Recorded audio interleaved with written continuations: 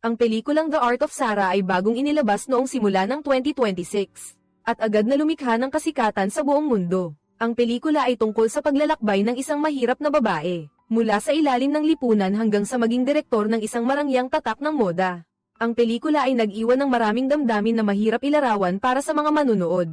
May mga pumuri sa napakagandang karisma ng pangunahing babae. May mga bumatikos sa paraan ng pagyaman ng pangunahing babae, na walang pagkatao. Ngunit marahil ang bagay na 99% ng mga tao na nanonood ng pelikula ay nagtatanong ay, ang pangunahing babae ba ay patay na mula sa simula ng pelikula?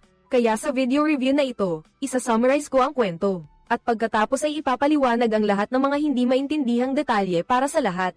Huwag na nating patagilid pa, simulan na natin ang pelikula. Isang babae ang aksidenteng nahulog ang kanyang lighter sa kanal. Sa tabi ng kalsada at nang yumuko siya upang kunin ito, natagpuan niya ang isang bangkay sa ilalim. Isang babaeng namatay na, ang mukha ay sira, sa sobrang tindi na halos hindi na makilala. Mabilis na pinagtibay ng pulisya ang lugar ng insidente at nagsagawa ng investigasyon.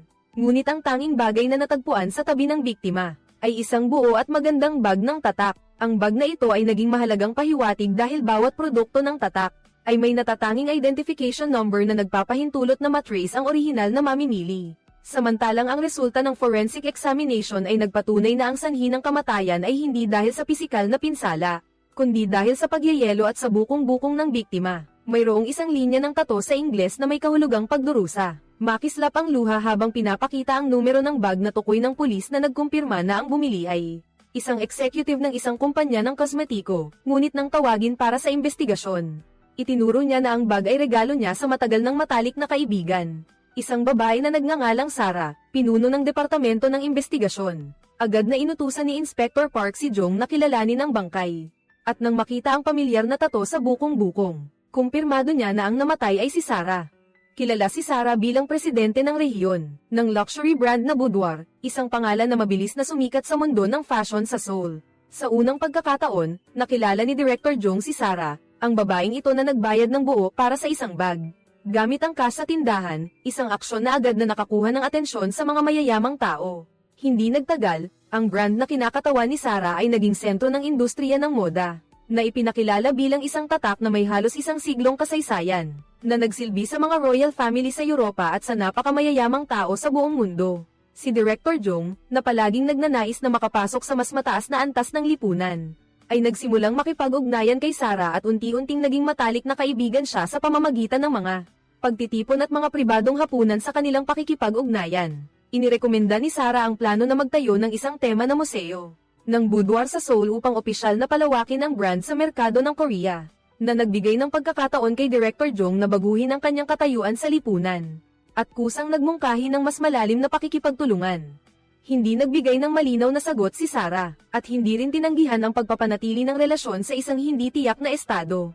Hindi nagtagal, natuklasan ni Director Jong na si Sarah ay nakikipag-ugnayan sa ibang brand, sa pamamagitan ng social media at dahil sa takot na mawala ang pagkakataon sa pakikipagtulungan. Nagpasya siyang mamuhunan ng 45 bilyong won sa proyekto. Dahil sa mga umiiral na koneksyon, mabilis na napirmahan ang kontrata. Ang Luxury Boudoir Center ay agad na nakakuha ng atensyon sa online. At sa loob lamang ng unang buwan, nakatanggap si Director Jong ng bahagi ng kita na umabot sa 1.5 bilyong won, subalit sa panahon ng investigasyon, napansin ni Inspector Park na ang kilos ni Director Jong ay hindi katulad ng isang tao na nawalan ng matalik na kaibigan. Nang mag-isa siya sa katawan ni Sarah, hindi siya nagpakita ng kalungkutan kundi nilaglagan pa ng laway ang mukha ng biktima. Ang mga palatandaan ay nagpapakita na ang relasyon ng dalawa ay hindi kasing simple ng kanyang salaysay. Sa simula ng investigasyon sa background, lumabas na si Jong ay may kaugnayan sa isang kaso ng ilegal na pagkakulong at sinadyang pagdulot ng pinsala, na nag-ugat sa alitan sa pananalapi, ayon sa pulis sa Block 2. Isang sospek na dati nang naningil ng ransom ang nagsabi na ang nasa likod ng lahat ay si Jong at ang motibo ay nagmula sa kanyang paghiling kay Sarah na mag-invest ng pera ngunit tinanggihan, mas mahalaga pa ang halagang 15 bilyong won na ginamit niya sa pag-i-invest. Sa totoo lang ay pondo ng opisina na ninakaw, at isang kaso ng misteryosong pagkamatay. Nagsimula ng magbago tungo sa isang komplikadong network ng ugnayan sa pagitan ng pera, pagkakakilanlan at mga moibong hindi pa malinaw. Sa panahon ng investigasyon, sinabi ni Sarah na ang buong halagang na-invest ay ibinalik sa mga aktibidad ng pag-unlad ng brand, na nagdulot sa direktor na si Jong na hindi makabawi ng kapital, hindi tinanggap ang sitwasyong ito, si Direktor Jung ay humingi ng tulong sa isang kolektor ng utang at humiling na tulungan siyang makuha ang 15 bilyong won, na nagresulta sa lihim na pagsubaybay at pagkidnap kay Sarah ng mga taong ito. Pagkatapos makontrol, ipinaliwanag ni Sarah na wala ng pera, dahil lahat ay na-invest na sa proyekto, at inirekomenda na gamitin ang ari-arian ng brand bilang collateral, papalit sa mga bag na mismo niyang ginawa na may napakataas na halaga. Bawat produkto ay nagkakahalaga ng 100 milyon na won. At habang nakikipagnegosasyon, tinuruan pa ni Sarah ang grupo ng mga nanghihiram na mag-target ng mga bagay na mas may malaking halaga upang mapunan ang mga pagkukulang habang nakakulong. Sinadyang lumipat siya sa lugar na may kamera na nagmamasid na nagpapakita ng kahinaan at humihingi ng tulong, na nagresulta sa buong insidente na naitala bilang isang tunay na kaso ng pagdukot. Ang video ay naipasa sa pulisya na naging ebidensya na nagpapatunay sa insidente, ngunit sa proseso ng investigasyon, mabilis na lumitaw ang mga hindi pangkaraniwang bagay nang hindi ginamit ni Sarah ang kanyang tunay na pagkakakilanlan sa pag-uulat, at nagbigay siya ng pangalang Yeonjung. Ang pagkakilanlang ito ay pagkatapos ay natukoy na pag-aari ng isang empleyado na dati nang nagtrabaho sa kumpanya ni Sarah at kamakailan ay tinanggal. Matagal nang nagsagawa ng mas malalim na investigasyon na nagpapakita na ang personal na record na ginamit ni Sarah ay ganap na hindi umiiral sa sistema ng mga talaan, na nangangahulugang gumamit siya ng pekeng pagkatao upang mag-ulat. Ang tanong ngayon ay hindi na tungkol sa kung si Sarah ay nakidnap o hindi, kundi sa tunay na layunin sa likod ng aksyon na iyon. Kung ang layunin ay upang agawin ang mga pamumuhunan, ang pagtakas ay magiging mas simpleng pagpipilian. Kaya't nagsimulang magduda ang pulis na ang plano ni si Sarah ay nakatuon sa isang mas malaking layunin na maaaring may kaugnayan sa maraming biktima.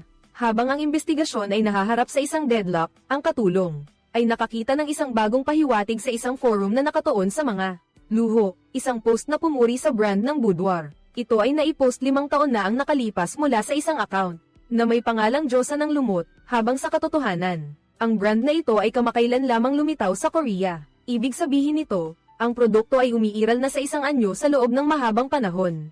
Nang inilunsad ang pangunahing tatak, agad na nagpadala ang assistant ng kahilingan sa online portal upang makuha ang impormasyon.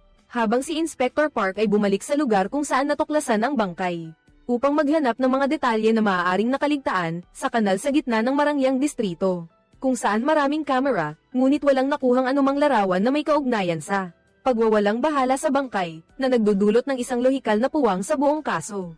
Habang si Inspector Park ay nagsusuri ng mas malalim sa sistema ng kanal, tungkol sa impormasyon ng may-ari ng forum account na nakumpirmang ang nag-post ay si Mok Ga-hui, isang karaniwang empleyado na dati ay nagtatrabaho sa Samuel Shopping Center. Ang pagtuklas na ito ay ganap na nagbago ng direksyon ng investigasyon, dahil ang kanal kung saan natagpuan ang bangkay ay direktang nakakonekta sa loob ng mismong sentro ng pamimili sa pamamagitan ng underground passage. Pumasok si Inspector Park sa gusali at aksidenteng nakatagpo kay Chairman Choi, ang chairman ng Samuel na may direktang koneksyon sa dating pinagtatrabahuhan ni Mok Ga-hui. Ang pagkakatugma sa lokasyon ng natagpuang bangkay, nakaraan ni Mok Ga-hui at ang network ng mga koneksyon sa paligid ni Sarah, ay nagdulot ng bagong antas ng misteryo sa kaso, saan unti-unting nabuo ang pinakamahalagang tanong, sino ba talaga si Sarah? Kaagad pagkatapos bumalik sa istasyon ng pulisya para humingi ng mas malalim na utos ng investigasyon, nakakuha si Inspector Park ng isang hindi inaasahang balita mula sa kanyang kasamahan na si Mok Ga-hui ay ang pinaghahanap na scammer na may gantimpalang 5 million won. Ang mga katangian ng pagkilala ay tumutugma ng buo sa biktimang bagong natagpuan.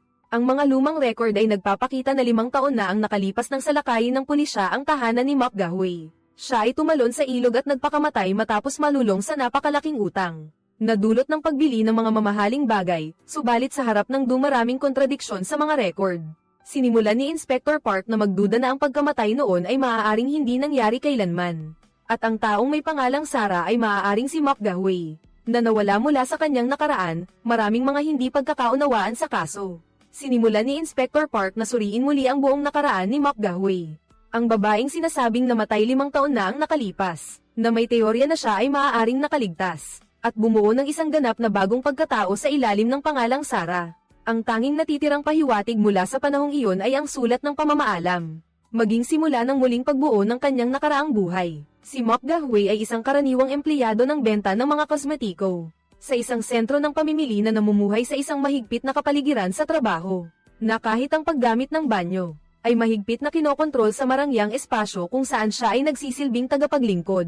Unti-unti siyang nahuhulog sa mundo ng mga branded na produkto at labis na nagnanais na magkaroon ng isang limitadong edisyon na bag na nakadisplay sa tindahan. Mula noon ay nabuo ang kanyang layunin, maging isang tao na kabilang sa marangyang mundo, na pinapayagan lamang na tumingin mula sa labas. Nangyari ang insidente ng biglang matuklasan ng sentro ng pamimili ang isang malaking kaso ng pagnanakaw at ang shift noon ay pinangangasiwaan ni McGahway dahil lamang sa pag-alis sa kanyang pwesto ng maikling panahon para umihi. Siya ang naging responsable sa lahat ng pinsala, at inutusan siyang magbayad ng halagang umabot sa 50 million won, isang utang na lampas sa kanyang kakayahang magbayad.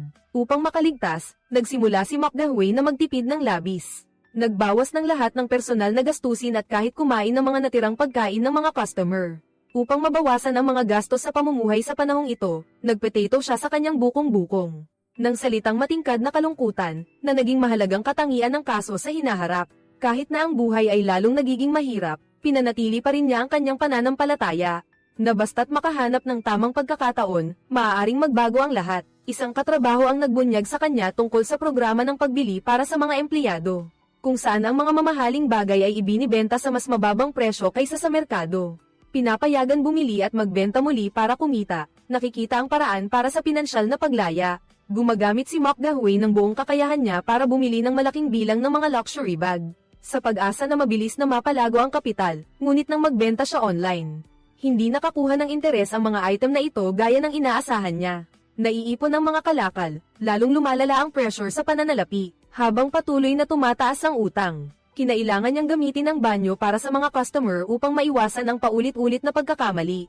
Noong una, nakarinig siya ng hindi sinasadyang usapan tungkol sa isang influencer. Nagbebenta ng mga luxury na gamit na second-hand sa pamamagitan ng perpektong naitayong mga larawan sa social media. Mula sa impormasyong ito, nagsimula si McGahway na mag-aral ng self-editing ng mga larawan, na pinagsasama ang kanyang mukha sa mga larawan na may marangyang estilo, upang lumikha ng peking imahe ng marangyang pamumuhay. Ang pamamaraang ito ay mabilis na nagbunga ng resulta nang ang mga customer ay nagsimulang makipag-ugnayan para bumili ng mas madami. Ang paunang tagumpay ay nag-udyok sa kanya na patuloy na palawakin ang operasyon, sa pamamagitan ng paggamit ng id ng kanyang mga katrabaho, upang bumili ng karagdagang mga produkto sa mas mababang presyo, kaya't nadagdagan ang kita. Nang tumataas ang pangangailangan sa kapital, si McGahway ay nangutang ng 50 million won mula sa mapanganib na pautang, na may paniniwala na ang negosyo ay nasa tamang landas. Ngunit biglang nagbago ang patakaran ng shopping mall, na naglimita sa dami ng mga produktong maaaring bilhin ng mga empleyado, na nagresulta sa halos pagkaputol ng kanyang kita. Sa panahon ng pagbabayad, sapat lamang ang kanyang kakayahang magbayad ng prinsipal. Habang patuloy na tumataas ang interes at mabilis na naging 500 million won ang utang. Habang hinahabol siya ng mga nagpapautang, tumakas si McGahway sa takot at nadapa papunta sa lugar ng basura na kalaunan ay naging mahalagang lokasyon. Sa pagsusuri ng pangyayaring ito ay nagsimula ang isang mahalagang yugto, nang unti-unting iniwan niya ang dating paraan ng pamumuhay at nagsimula sa isang ganap na bagong landas, kung saan ang mga moral na hangganan na dati ay umiiral ay hindi na nagiging hadlang. Matapos ang sunod-sunod na mga pangyayari, nagpa siya ang pangasiwaan ng mall na hindi siya paalisin. Kahit na siya ay nalulubog sa utang, pinili nilang ilipat siya sa trabaho sa warehouse management area, kung saan mas kaunti ang pakikisalamuha sa mga customer, ngunit ang bagong kalagayan ay hindi nakatulong upang maibalik ang kanyang buhay sa katatagan. At sa isang pagkakataon habang nag-aasikaso ng mga kalakal, aksidente niyang natisod ang isang mamahaling bag. Mataas ang halaga, ang sakuna ay nagdulot ng matagal ng pag-ipon ng presyon sa pinansyal at emosyonal. Umabot sa limitasyon sa mismong araw na iyon ng duty. Si McGahway ay kusang lumikha ng isang magulong sitwasyon sa pamamagitan ng pagpapausok sa kagamitan. Nagpasimula ng sunog na nagdulot sa buong lugar na mag-evacuate ng emergency. Sa gitna ng kaguluhan, ninakaw niya ang isang mamahaling bag na palagi niyang pinapangarap. Ang kanyang aksyon ay tanda ng unang pagkakataon na sinadyang lampasan ng batas. Pag-uwi niya, nagsulat si McGahway ng isang liham na para ng huling polem at nag-spray ng pabango sa buong kwarto. Iniwan niya ang huling bakas ng kanyang sarili bago siya tuluyang nawala. Dala niya ang kabuoang halagang 500 million won na natanggap mula sa mamimili. Ngunit hindi pa nipapasa ang produkto at umalis sa bahay na may balak na tapusin ang buhay sa lawa. Ang kaganapang ito ay nakilala sa hinaharap bilang isang pandaraya na tinawag na Diyosa ng lumot na umalis na may pera. Gayunpaman, nang suriin ni Inspector Park ang mga record, napansin niya ang maraming hindi kapani-paniwala na mga punto, lalo na ang malaking halagang ito, na walang malinaw na bakas matapos ang sinasabing pagkamatay ni McGahway. Ang katulong ay sabay na natuklasan ang oras ng pag-post ng pagsusuri sa tatak. Ang boudoir sa forum ay tumutugma ng eksakto sa petsa ng pagkamatay ni Mark Gahway. Na nakumpirma na namatay, ito ay nagpapakita na may mga tao pa ring gumagamit ng kanyang pagkakakilanlan. Matapos ang oras ng pagpapakamatay upang suriin ang teorya, sinubukan ni Inspector Park na pilitin ang mga autoridad na magsagawa ng pagsisiyasat sa reservoir sa pamamagitan ng pagpapadala ng isang anonymous na tip tungkol sa paglitaw ng mga peteng na kumakain ng tao, na nagdulot ng pangangailangan para sa masusing pagsusuri. Ang layunin niya ay matukoy kung ang mga labi ni Mark Gahway ay talagang umiiral o hindi, dahil kung hindi matagpuan ang katawan, ang teorya na siya ay buhay ay mapapatibay sa proseso ng paghahanap. Talaga namang nakakuha ng isang balangkas ng katawan ang mga autoridad sa ilalim ng lawa.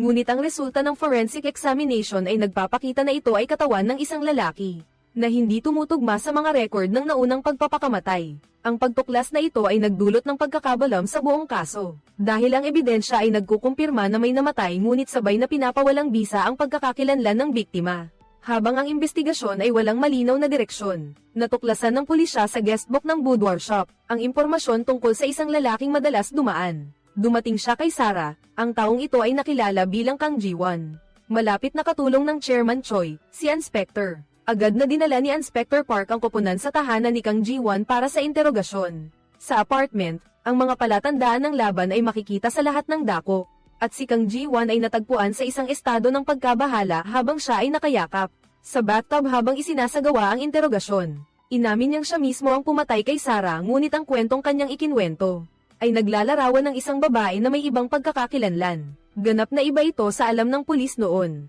Ayon kay Kang Ji-won, ilang taon na ang nakalipas nang makilala niya si Sarah sa isang nightclub.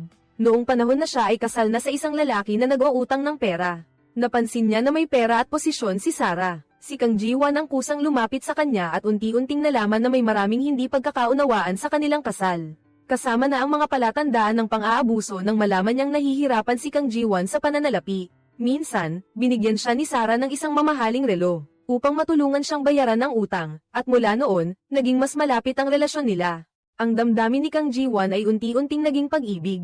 Ngunit hindi niya natanggap ang malinaw na tugon nang makita ang mga sugat sa braso ni Sarah. Nagsimula siyang mag-isip na patayin ang kanyang asawa upang palayain siya at tulungan siya. Namamanahin ng ari-arian, hindi tuwirang pinigilan ni Sarah ang planong ito.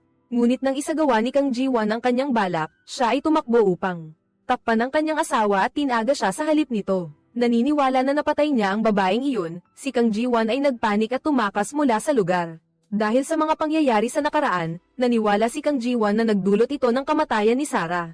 Ang pakiramdam ng pagkakasala ay sumunod sa kanya sa loob ng maraming taon hanggang sa biglang lumitaw ang babae. Sa harap niya na may ganap na ibang pagkatao. Ang muling pagkikita na ito ay hindi para ibalik ang dating relasyon, kundi may kasamang malinaw na kahilingan na si Kang Ji-won ay dapat makipag-ugnayan kay Chairman Choi, at maging taong makaka-access sa sistema, na nagpapatakbo sa loob ng shopping mall.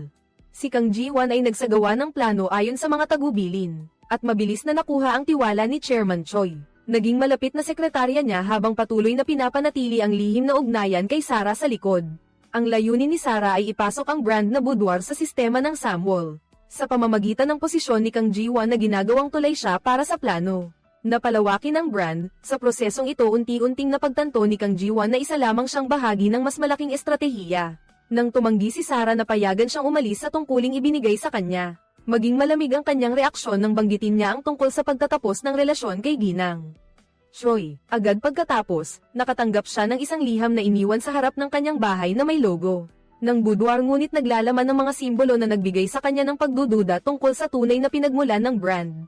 Ang pagdududa ay nagtulak kay Kang Ji-won na lihim na subaybayan si Sarah, at napag-alaman niya na ang mga bag na boudoir ay hindi gawa sa Europa, tulad ng ipinahayag ng tatak, ngunit ginawa sa isang hindi kilalang workshop.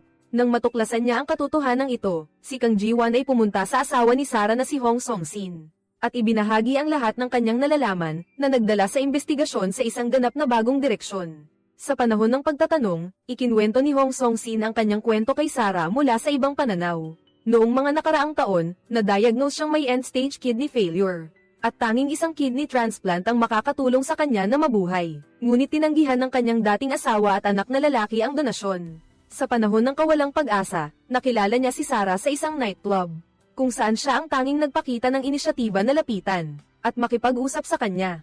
Nagkasundo ang dalawa, nakapalit ng pinansyal na suporta, tutulungan ni Hong Song-sin si Sarah, na lumikha ng isang bagong lehitimong pagkakakilanlan. Sa loob ng susunod na 2 taon, namuhay si Sarah bilang kanyang lehitimong asawa, na nakikilahok sa marangyang buhay at sabay na naghahanda para sa kidney transplant. Sa pamamagitan ng mga regular na medikal na pagsusuri ayon sa itinakda, ang batas sa panahon ng kanilang pagsasama ay unti-unting nabuo, at si Hong Song-sin ay unti-unting nakaramdam ng tunay na pagmamahal kay Sarah.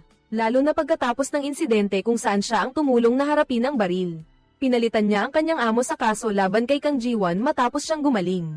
Nagpasya siyang gumawa ng testamento na ilalagay ang lahat ng ari-arian niya kay Sarah. Lubos siyang nagtitiwala sa relasyon nilang dalawa. Malapit na ang araw ng operasyon para sa kidney transplant, at humingi si Sarah ng permiso na lumabas bago ang oras ng pasukan sa ospital. Ngunit napansin siya ng mga mangungutang na may masamang hangarin mula sa nakaraan.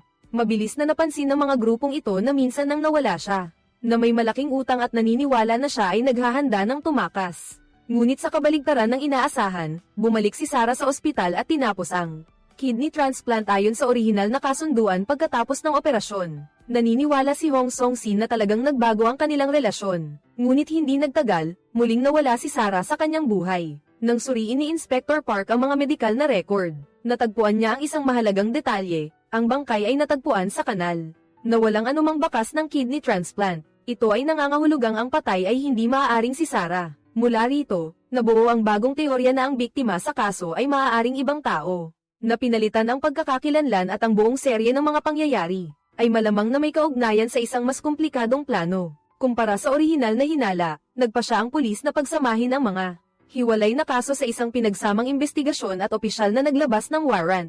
Para kay Sarah bilang pangunahing sospek, sa sandaling ang pulis ay handa nang maglabas ng warrant. Isang babae na may tato na tumutugma sa mga katangian ni Sarah. Ang aktibong pumasok sa istasyon ng pulisya ay nagdulot ng paghinto sa buong plano ng pagsubok na mahuli siya. Ang interogasyon ay agad na isinagawa at nang tanungin kung siya ay dumating upang sumuko. Ang babaeng ito ay nagdeklara na siya ay dumating upang mag-ulat ng isang kaso, hindi upang umamin sa kanyang pagkakasala sa proseso ng pagkuha ng pahayag. Inamin niya na ang brand na boudoir ay talagang siya ang nagtatag at nagdevelop mula sa simula, at inilarawan ang proseso ng pagbuo ng brand bilang isang lehitimong negosyo, sa halip na isang plano ng panlilinlang ayon sa kanyang pahayag. Sa panahon ng kanyang kasal kay Hong Song-sin, siya ay nakakuha ng akses sa maraming kababaihan mula sa mataas na uri, at gamitin ang network na ito para makalakam ng pondo para sa pamumuhunan. Mula doon, unti-unting bumuo ng imahe ng isang marangyang tatak. Kaagad na binanggit ni Inspector Park ang halagang 15 bilyong won ng direktor na si Jung at ang balak na ipagkulong siya dahil sa mga paratang ng panlilinlang, ngunit iginiit ng babae na ang lahat ng aktibidad ay simpleng transaksyong pangnegosyo at walang layuning mangangkin ng sinabi ni Inspector Park ang tungkol sa kaso ng Diyosa ng Lumot. Itinanggi niya ang anumang kaugnayan at sinabi na dapat hulihin ng pulisya ang tamang tao. Sa halip na malito sa pagkakakilanlan, ang investigasyon ay nahulog sa impas. Dahil ang lahat ng testimonya ay nasa hangganan ng batas, na nagiging sanhi upang hindi agad maakusahan ang inspector. Nagpasya si Inspector Park na itigil ang interogasyon at nagplano na dalhin ang direktor, upang makipagtagisan sa mga paratang sa pananalapi bilang batayan para sa pansamantalang pagkakaaresto sa sospek. Gayunpaman, biglang nagbago ang sitwasyon nang mapagtanto ng mga nakatataas na kung ang operasyon ng boudoir ay itinuturing na legal, ang naunang pamumuhunan ay hindi rin magiging krimen. Kahit na maraming beses na naipaliwanag, tumanggi si Direktor Jung na iulat si Sarah. Nagiging dahilan para mawalan ng legal na base ang pulis upang ipagpatuloy ang pagkakakulong. Kulang sa ebidensyang magpapatunay na siya ay isang kriminal, kaya napilitan silang pakawalan ang babae mula sa presinto. Paglabas niya, naaalala niya ang nakaraan, kung kailan nagbago ng ganap ang kanyang buhay sa kanyang alaala. Babalik siya sa huling araw na nagtatrabaho siya sa mall, nung siya mismo ang nagdulot ng kaguluhan sa display counter, at kinuha ang luxury bag bago umuwi at gumawa ng suicide note. Nag-spray siya ng pabango sa buong kwarto, handa nang mawala sa mundo. Dala niya ang lahat ng perang nakuha niya papunta sa isang tindahan, na dati ay tinitingnan lang niya mula sa malayo, at binili ang lahat ng bagay na noon ay pinapangarap lang niya. Habang paalis, huminto siya sa isang donation box at inilagay ang halos lahat ng pera sa kahon ng kawang gawa, pagkatapos ay ginamit ang natirang pera para magrenta ng isang Rolls Royce. Nag-book ng presidential suite sa isang 5-star hotel para maranasan ang mga serbisyong dati ay hindi niya kayang abutin. At ginastos ang natitirang pera bilang isang ritual para tuluyang tapusin ang lumang buhay. Sa huling gabi, nagpadala siya ng mensahe ng paghingi ng tawad sa daan-daang tao. Ang customer ay nag-order ng bag at nagsabi na hindi siya makapag-deliver dahil sa hindi may iwasang dahilan. At nag-iisa siyang lumapit sa lawa na may balak na tapusin ang lahat. Habang siya ay lumulubog sa tubig, unti-unting sumulpot ang mga alaala ng kanyang nakaraang buhay. At sa sandaling malapit na sa kamatayan, napagtanto niyang ayaw niyang mawala sa ganitong paraan. Mahigpit niyang hinawakan ang bag na nasa kanyang kamay at nakita ang mga hiwa-hiwalay na titik sa produkto. At nagkaroon ng bagong ideya matapos siyang lumutang mula sa tubig. In-edit niya ang lumang post sa social media, na nagsasaad na siya ay bumili ng isang royal brand. 100 taong gulang na Europa na tinatawag na boudoir at itinapon ang telepono sa tubig. Opisyal na tinapos ang lumang pagkakakilanlan at nagsimula ng bagong buhay sa pangalang Sarah. Habang ang babae ay umalis sa istasyon ng pulis, patuloy na ni-review ni Inspector Park ang buong video ng interogasyon. At napansin ang isang detalye sa kanyang mga sinabi na hindi tumutugma sa impormasyon. Tanging ang panig ng investigasyon ang nakapansin ng posibilidad ng pagdududa, na ang sospek ay hindi sinasadyang nagbunyag ng kaalaman na lampas sa saklaw, na nagbigay daan sa kanya upang agad na hilingin na ibalik siya sa silid ng interogasyon, upang ipagpatuloy ang pagkuha ng pahayag sa kaso ng bangkay na natagpuan sa kanal. Nangyari ito sa mismong gabi ng pagdaraos ng launch party ng brand ng boudoir sa oras na ang babae ay may sapat na ebidensya ng alibay. Dahil sa kanyang presensya sa harap ng maraming bisita, subalit, sinadyang banggitin ni Inspector Park ang sanhi ng pagkamatay ng biktima. Isang detalye na hindi pa nailalabas sa publiko, upang suriin ang kanyang reaksyon sa tanong na ito. Nagsimula nang magbago ang saloobin ng babae, at inirekomenda ni Inspector Park na kung ang pagpatay ay nangyari ng hindi sinasadya, ang pag-amin ay maaaring makatulong upang mabawasan ang pananagutan sa kriminal. Matapos humingi ng sigarilyo, siya ay patuloy na tahimik, habang ang mga investigador ay nagmamasid sa kanyang reaksyong psikolohikal. Naghihintay ng pagbabago sa kanyang testimonya, inilipat ni Inspector Park ang pagtatanong. Sa pamamagitan ng pagbanggit sa hinaharap ng boudoir brand, na nagsasabing kung siya talaga si Sarah. Ang brand ay may potensyal na maging isang luxury brand. Talaga sa merkado, sa loob ng selda, nagsimula ang babae na mag-isip. Ang pananaw ng brand na aking itinayo ay nasira. Kung ako ay mapapatunayang nagkasala at ang pressure sa isip mula sa interogasyon ay nagudyok sa kanya na sumang-ayon na ikwento ang isang bahagi ng nakaraan. Nagsimula siya mula sa sandali pagkatapos ng kasal sa kanyang asawa, na nagtatrabaho sa pangungutang ng mataas na interes nang siya ay makatanggap ng isang lokasyon para sa negosyo sa isang masiglang pamilihan at nagsimulang maghanap ng mga mapagkukunan ng produksyon ng mga bag sa buong Korea. Sa prosesong ito, natuklasan niya ang isang underground na pabrika na pinapatakbo ng mga dayuhang manggagawa, kung saan nilikha ang mga produktong may mataas na kalidad ng kamay. Dito nakilala niya si Hyo-yun, ang pinakamahusay na artisan sa paggawa ng bag sa workshop. Nang makita ang babaeng nakasuot ng mga mamahaling damit, napagtanto ni Hyo-yun na ang kausap niya ay may ibang katayuan kumpara sa mga karaniwang kliyente. Mabilis na kinilala ni Sarah ang kasanayan niya matapos makita ang kakayahang makilala ang uri ng balat sa pamamagitan ng paghipo lamang. Sa buong proseso ng masining na paggawa na ipinakita ni Hyo-yun. Pagkatapos ay binili ni Sarah ang buong workshop at nagsimulang makipagtulungan si Hyo-yun ay hindi nakadalaw sa fitting sa tailor shop sa isang pagkakataon habang nagde-develop ng produkto. Dahil sa pagkakapareho ng kanilang pangangatawan, humiling si Sarah kay Hyo-yun na pumalit. Sa unang pagkakataon sa isang marangyang kapaligiran, nakasuot si Hyo-yun ng mamahaling damit at alahas. Ang karanasang ito ay lubos na naiiba sa kanyang pangkaraniwang buhay. Pagbalik sa workshop, nagpatuloy si Hyo-yun sa kanyang trabaho tulad ng dati. Ngunit mula sa puntong iyon, nagbago ang relasyon nilang dalawa nang bigyan siya ni Sarah ng isang telepono na nakarehistro sa kanyang tunay na pangalan. Unti-unting nagiging malabo ang hangganan sa pagitan ng amo at empleyado habang nagsimula si Hyo-yun na harapin ang buhay na dati ay tanging pinapanood lang niya mula sa malayo. Nagsimulang magbago ang pananaw nang makalimutan ni Sarah ang kanyang pataka sa ilalim ng sofa at tinangkang kunin ni Hyo-yun nang lihim ang pataka kasama ang bank card sa loob. Sa simula, lihim na ginagamit ang card. Ngunit ang gawing ito ay nagtagal ng higit sa kalahating taon nang hindi napapansin. Nang magsimulang mapansin ni Sarah ang mga kaina-hinalang transaksyon, nagsimulang mabuo ang tahimik na alitan sa pagitan nilang dalawa. Habang si Sarah ay nasangkot sa isang kaso ng pagdukot na may kaugnayan sa isang alitan sa pamumuhunan kasama si Director Jung. Patuloy na gumagastos si Hyo-yun sa ngalan niya, at unti-unting naniniwala na walang makakapansin kung sino ang tunay na Sarah nang biglang bumalik si Sarah sa workshop matapos mag-ulat sa pulis. Agad na itinago ni Hyo-yun ang lahat ng bakas ngunit habang ginagamot ang sugat ni Sarah, nalimutan niyang tanggalin ang mga hakaw na pag-aari ng tunay na may-ari, na nagdulot ng pagdududa kay Sarah tungkol sa mga nangyayari sa likod. Matapos mapansin ang mga hindi pangkaraniwang senyales, mas naging maingat si Sarah sa pagmamasid kay Hyoyeon. At isang araw pagkatapos nito, patuloy na ginamit ni Hyoyeon ang kanyang bank card para mamili. Ngunit sa pagkakataong ito, pinigil siya ng security dahil sa pagdududa na nagkukunwari. Ngunit mabilis na naresolba ang insidente nang makatanggap ang mga security ng utos mula sa may-ari ng card. Hinihiling nilang palayain siya at ang internal na desisyon ay nagpapakita na pinili ni Sarah na hindi na isampa sa batas ang insidente. Ang hindi pagharap sa kaso ay nagdulot ng hindi pagkakaunawaan. Hindi nagpasalamat si Hyoyeon, sa halip ay nagsimulang magtanong kung bakit. Itinago ni Sarah ang kanyang ginawa, hindi nagtagal. Nakita ni Hyoyeon ang advertisement ng boudoir brand na lumabas sa bus. At napansin niya ang mga bag na ipinapromote. Ito ang produktong direktang ginawa namin sa workshop. Sinundan niya ang address ng shop at napanood ng personal. Ang mga produkto na nakadisplay na parang mga mamahaling kalakal. Doon niya naintindihan na si Sarah ay nakabuo ng isang matagumpay na tatak. Batay sa sariling pagsisikap, ang pagkakaiba ng posisyon ng dalawang tao ay nagbago ng iniisip ni Hyoyeon at sa susunod na pagkikita nila, nang harapin ni Sarah ang usapin tungkol sa paggamit ng peking card. Hindi itinanggi ni Hyoyeon, sa halip ay sinabing siya ang nagbigay ng halaga. Totoo ang brand, nagtatapos ang usapan ng walang malinaw na resolusyon. Pero mula sa puntong ito, tahimik na sinusubaybayan ni Hyoyeon si Sarah. At naghahanap ng paraan upang sirain ang buhay na itinayo niya. Nagpapadala si Hyoyeon ng impormasyon tungkol sa pinagmulan ng paggawa ng bag kay Kang Ji-won. Kasabay nito, inaakusa ang lihim na pabrika na nagdudulot ng maraming issue.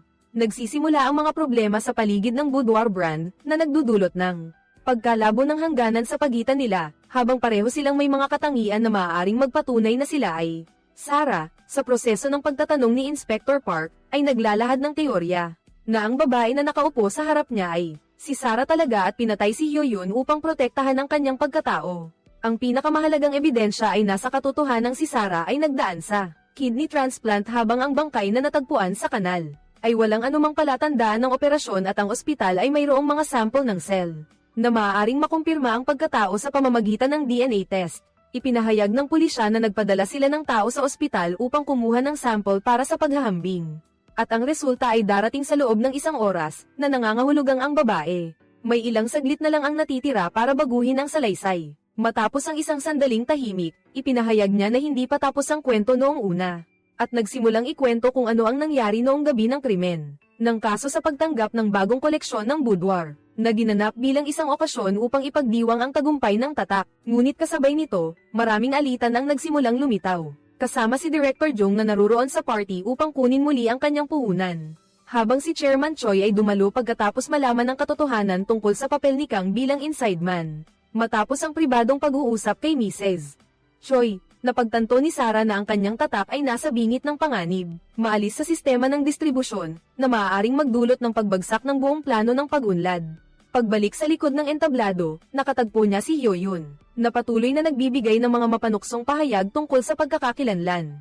At pag-aari ng tatak, ang pagtatalo ay naging mas mainit, dahil pinilit ni Sarah si Hyoyeon na pumasok sa likod na imbakan. Dito, ibinunyag ni Hyoyeon na hawak niya ang mga impormasyong na maaaring sirain ang buong pagkakakilanlan ni Sarah. Gumamit ng isang cutter na lumitaw sa gitna ng alitan, nang si Hyoyeon ang unang umatake na may layuning palitan si Sarah ng tuluyan. Habang nag-aagawan, natamba si Hyoyeon at tumama ang ulo niya sa gilid ng mesa kaya nawalan siya ng malay.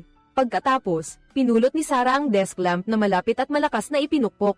Ang kilos na ito ang naging dahilan ng kamatayan ni Hyoyeon.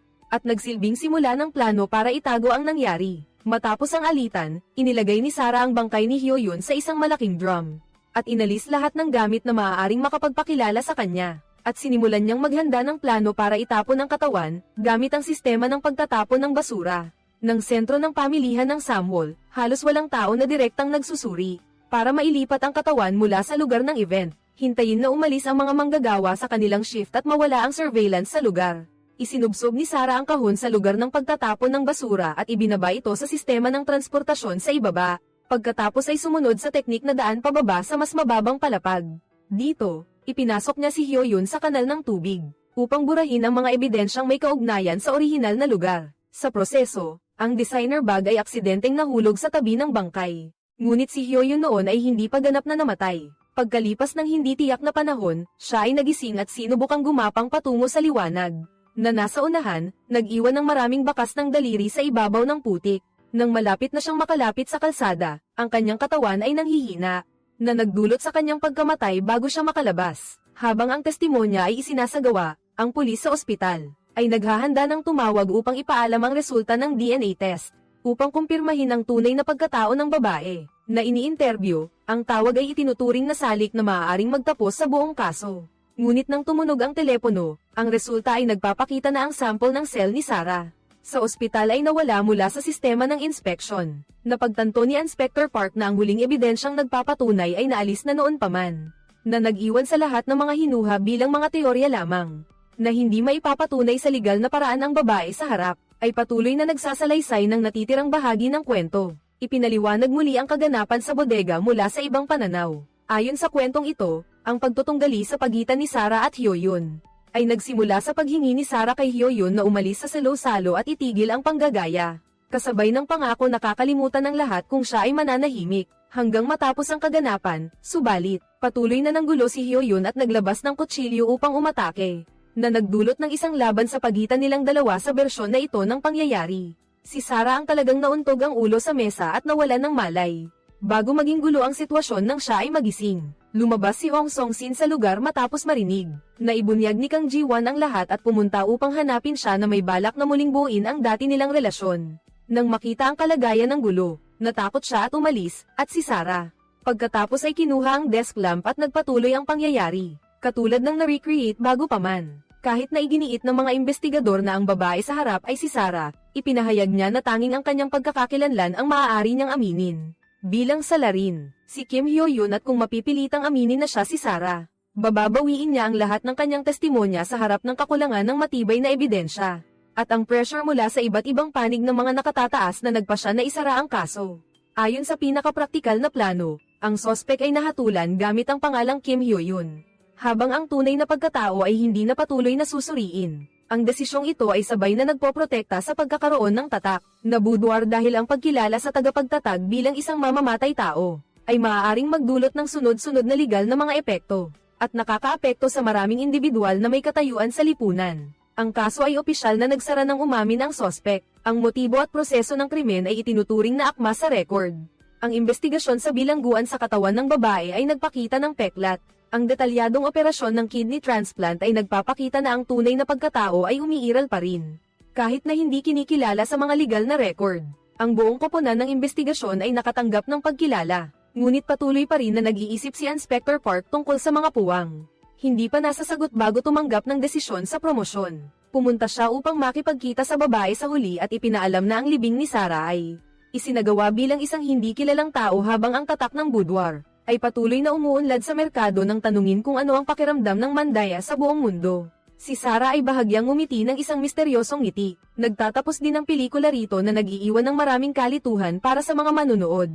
Kaya't sama-sama nating linawin ang unang nakakalitong punto na nakasalalay sa kung si Sarah ay namatay o hindi. Ang bangkay na natagpuan sa kanal ay talagang si Hyoyeon, ang taong gumagawa ng bag na may katulad na hitsura at ginamit ang pagkakakilanlan ni Sarah. Ang kawalan ng mga palatandaan ng kidney transplant sa katawan ay isang mahalagang pahiwatig, na nagpapatunay na ang namatay ay hindi tunay na si Sarah, subalit ang ebidensyang ADN, na tanging makakapagpatunay nito ay na-delete, bago pa man makapag-verify ang pulisya, na nagdulot ng hindi maipapatunayang katotohanan sa legal na aspeto.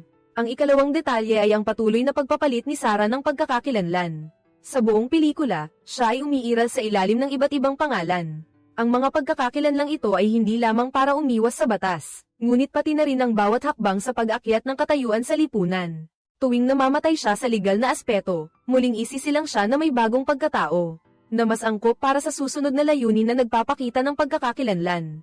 Sa mundo ng pelikula, kumikilos ito tulad ng isang produkto, na maaaring itayo at muling tukuyin.